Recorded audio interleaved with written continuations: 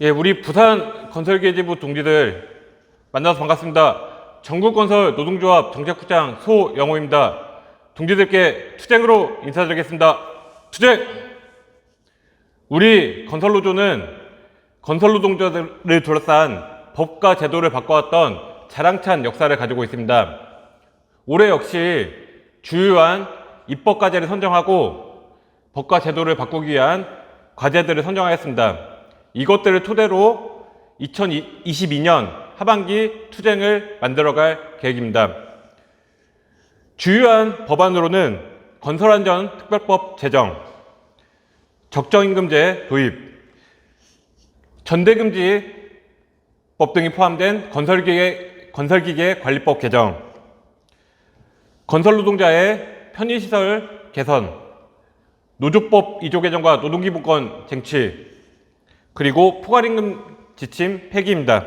그 내용들을 하나하나 동지들께 설명드리고 우리 과제들을 논의할 수 있도록 하겠습니다. 이 사진이 무엇인지 아십니까? 올해 1월에 붕괴됐던 광주 하정동의 현대 아이파크 아파트 공사 현장입니다. 무리한 공정으로 인한 그리고 빨리빨리 작업으로 인해서 타설 양생을 채 하지도 않은 채 다른 층을 올렸고 그 과정 내에서 아파트가 무너지고 우리 건설 노동자들이 죽거나 다치는 사태가 발생했습니다. 이런 건설 현장에서의 안전을 쟁취하기 위해서 우리 건설노조는 건설안전특별법 제정을 두고 싸움을 만들려고 하고 있습니다. 최근에 산재 사망 노동자들이 많이 줄어든 것은 사실입니다. 하지만 여전히 전체 산재산업 노동자 중에서 우리 건설 노동자가 절반을 차지하고 있습니다. 2020년에 882명의 노동자들이 돌아가셨습니다. 그 중에서 우리 건설 노동자는 485명이 돌아가셨습니다. 2021년에는 828명이 돌아가셨고 우리 건설 노동자들은 417명이 돌아가셨습니다.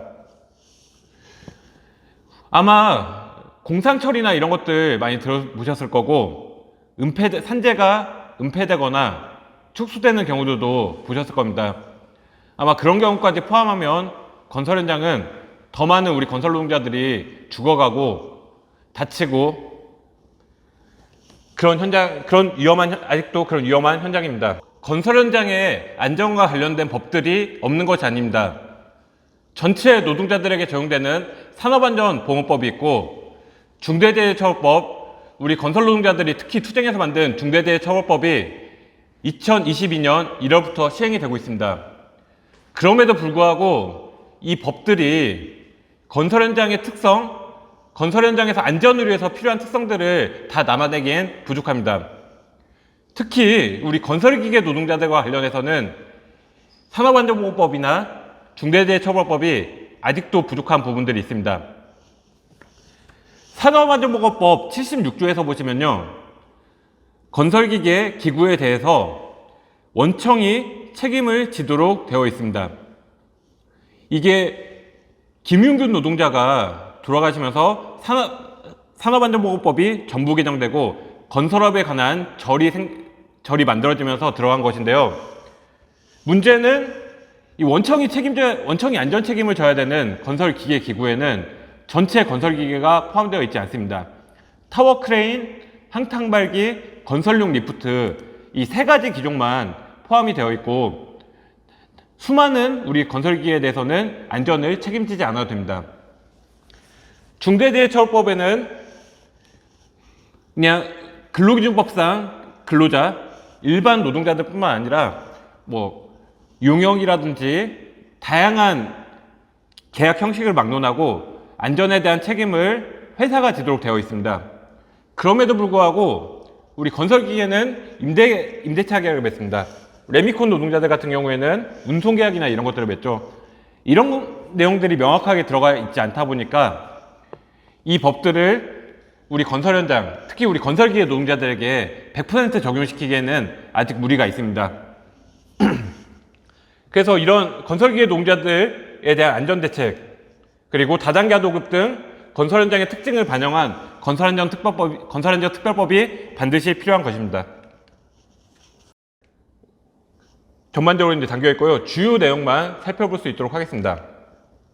첫 번째는 각 주체에 상응하는 책임을 부여한다는 내용입니다. 특히 산안법이라든지 중대재해처벌법이 갖고 있는 문제 중 하나는 발주자가 안전에 대해서 무슨 책임을 져야 된다는 내용이 없는 것입니다. 그렇지만 사실 발주처가 역할을 어떻게 하고 안전에 대해서 어떻게 강조하느냐에 따라서 건설 현장의 안전을 충분히 지킬 수도 있고, 아니면 안전이 없는 안전 불감증이 가득한 현장을 만들 수도 있습니다. 그리고 뭐 사고가 발생하거나, 우리 건설기계 노동자들에게 사고가 발생하거나 그랬을 경우에 원청이나 이런 회사들에서는 책임을 하도급사에 넘기기가 바쁩니다. 따라서 각 공정별 공사 참여자들이 권한에 상응하는 안전관리 책임을 부여해야 된다는 게 주요 내용입니다. 특히 하도급사나 그 하도급사 밑에서 계약을 하고 일하는 우리 건설기계 노동자뿐만 아니라 발주자나 시공자 등 상대적으로 권한이 큰 주체들이 그에 상응하는 책임들을 져야 되는 것들을 규정하고 있습니다. 아래에서 보다시피 적정한 공사 기간과 비용을 산정하는 것은 물론이고, 주요한 안전시설물이나 이런 것들에 대해서 원청이 직접 설치하고 관리하고 운영할 수 있도록 되어 있습니다. 그리고 안전과 관련된 협의기구를 만들고 안전을 계속해서 관리 감독할 수 있도록 규정하고 있습니다. 또 하나의 중요한 내용은 적정한 공사 기간과 공사 비용입니다. 여러 가지 다단계 하도급 구조가 건설 현장에서 만연하고 있고요. 특히 도급 구조 속에서 물량을 빨리 쳐야 되는 건설회사는 이윤을 남기기 위해서 빨리빨리 공사를 진행할 수밖에 없습니다. 그 과정에서 안전은 무시되게 일쑤이고 각종 위험한 동시 작업들이 발생하는 것들이 현실입니다. 예를 들면 한 익스프레스 화재 참사 사건인데 페인트 작업과 용접 작업을 동시에 실시하면서 참사가 났다는 거 많은 조합원들, 동지들이 알고 계실 것입니다. 발주자는 설계, 시공 감리자가 안전을 우선 고려해서 해당 업무를 수행할 수 있도록 적정한 기간과 비용을 제공하는 게 주요 내용입니다. 공공공사에서는 이런 것들을 발주자가 반드시 하도록 되어 있고요. 민간공사에서는 공사 기간과 공사 비용이 적절한지 인허가 기관의 장, 보통 지방자치단체의 장이 되겠죠. 이런 사람들이 적절한지를 검토하는 것들을 내용으로 담고 있습니다.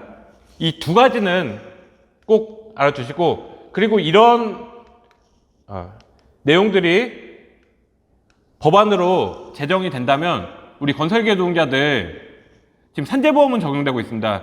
그렇지만 뭐 장비 파손이라든지 그리고 이제 그런 안전에 대한 회사의 책임, 이런 부분들에서 훨씬 더 유리하고 훨씬 더 회사의 책임을 물을 수 있는 방식으로 우리 현장 활동을 진행할 수 있을 것입니다.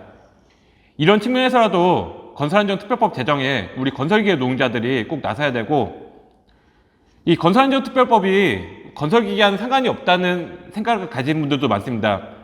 일반 토목건축 노동자들, 그리고 타워크레인 노동자들, 전기 노동자들과만 관련이 있다는 생각들을 가지신 분들도 많은데요.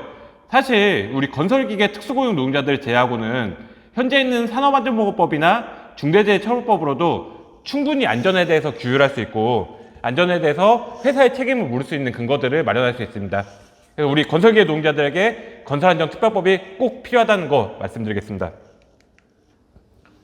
이 법은 원래 정부에서 맨 처음에 시작했던 법입니다. 앞서 언급했던 2000 한 익스프레스 물류창고 신축공사 산재 참사 이후에 정부가 이런 사고를 줄이기 위해서 처음에 추진했던 법입니다. 2020년 9월에 발의를 했다가 수정을 거쳐서 현재 2021년 6월에 재발의가 되었습니다. 근데 정부가 추진한 법안임에도 불구하고 정부가 전혀 속도나 이런 것들을 내지 않고 있습니다. 그래서 우리 건설 노동자들이 이 법이 우리 건설 노동자들 안전을 위해서 꼭 필요하다, 이런 내용을 가지고 계속해서 면담 투쟁이라던가 뭐 대국회, 대정부 투쟁들이 진행한 바 있고요.